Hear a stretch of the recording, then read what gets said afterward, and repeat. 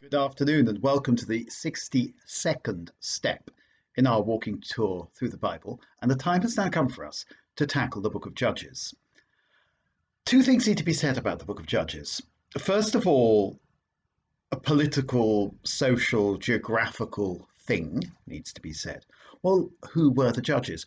What was the social structure that governed the Israelites during that time? Well, the impression you get from reading the book of Judges is that the Israelites in their tribal places lived in a state of pleasant anarchy. And every now and then, a leader arose who governed them when the circumstances dictated they needed a leader. And when those circumstances changed, then the leader retired and everything went back to what it was before, pleasant anarchy. What made the leader emerge was usually war.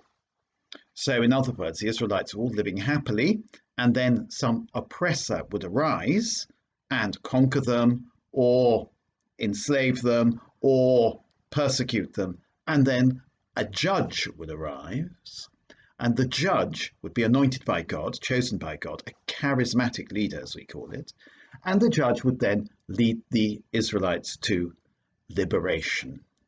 So that is the idea of the judges. It's a bit like the ancient Roman Republic, which didn't have a set leader. It had two consuls and power was widely diffused. But every now and then, something went terribly wrong and a dictator was appointed to lead the Romans in their hour of need. So in other words, when you needed a judge, you had a judge. When you didn't need a judge anymore, the judge was put out to grass and everything went back to the way it was before. So the judges are not really judges in the modern sense. They are rather charismatic, temporary leaders. Now, of course, what this seems to suggest is that the Israelites weren't really organized in a state or a kingdom in the modern sense, or a republic in the modern sense. That things were very much happy-go-lucky. Well, not quite happy-go-lucky, because as we'll see, it was almost a constant state of war. But things were underdeveloped, shall we say. There wasn't a system. There wasn't a civil service. And there certainly wasn't taxation. There was rather people living a pastoral idyll, if you like, frequently interrupted by war. So that is the system of the judges. Did this actually happen? Well, probably yes. And one of the things that one sees about the way the Israelites developed is that their development is very slow. A group of people came in from the other side of the Jordan. They infiltrated and conquered the land and so on. They lived besides other Canaanites. But gradually, the people of Israel, the kingdom of Israel, developed. It developed into what we would recognize as a state. Now, what about the religious side of the judges? Well, luckily, we're told what exactly happens. If you look at chapter 2, verses 11 and onwards, it says, the Israelites then did what is evil in the Lord's eyes and served the Baals. They deserted the Lord God of their ancestors, who had brought them out of Egypt, and they followed other gods from those of the surrounding peoples. They bowed down to these. They provoked the Lord. They deserted the Lord to serve Baal and Astartes. Then the Lord's anger grew hot against Israel. He handed them over to pillagers who plundered them. He delivered them to the enemies surrounding them, and they were no longer able to resist their enemies. Whenever they mounted an expedition, the Lord's hand was there to foil them. As the Lord had told them, and as the Lord had sworn to them, so they were in dire distress. The Lord then appointed them judges who rescued them from the hands of the plunderers. So in other words, the Israelites betray the Lord, they then are oppressed as a result of that, and then God sends a judge to rescue them, and then they walk on the right path. The Baals and the Astartes are generic names for the pagan gods of the Canaanites. Baal just means Lord. Astarte means something like Venus. It's what we normally associate with Venus. In other words, fertility gods.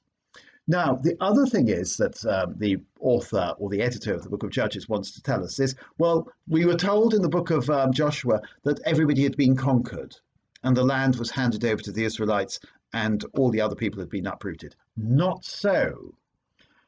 foreign nations survived in Canaan, in the land of Israel.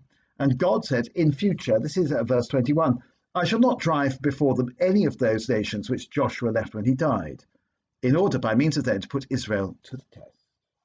In other words, God is not letting Israel have an easy ride. He's left behind certain foreign tribes so that they will put Israel to the test.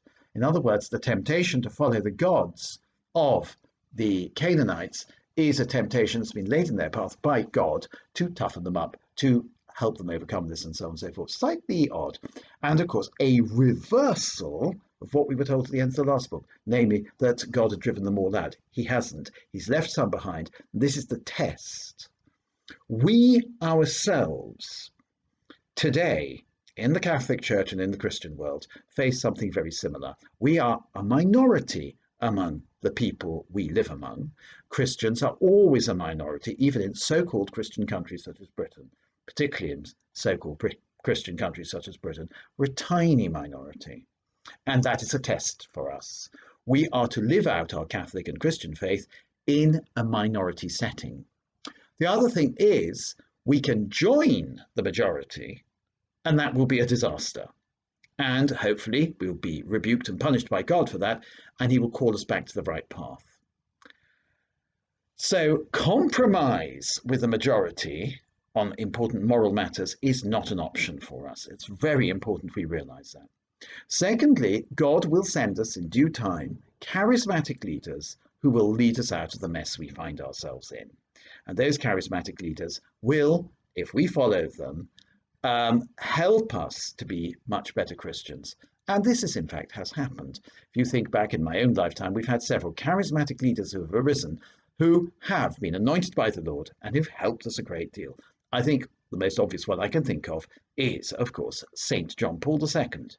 But I can also think of Saint Mother Teresa, Saint Padre Pio. These are charismatic leaders, not military leaders, but certainly charismatic leaders who provided huge leadership for God's people. So you see, the time of the Judges, with its pleasant sense of anarchy and the idea of you didn't have the state coming along telling you what to do, very much something some of our American brethren would like.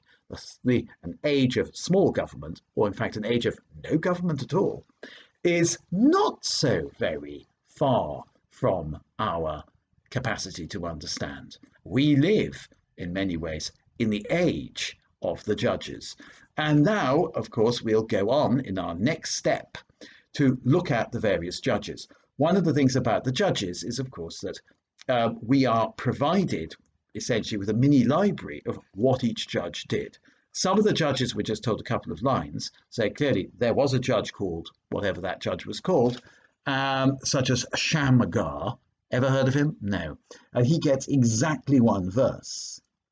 And obviously he was a judge and he lived and he defeated a load of Philistines, but nobody's really interested in him. It's all been forgotten. There are other judges of whom a huge amount is written.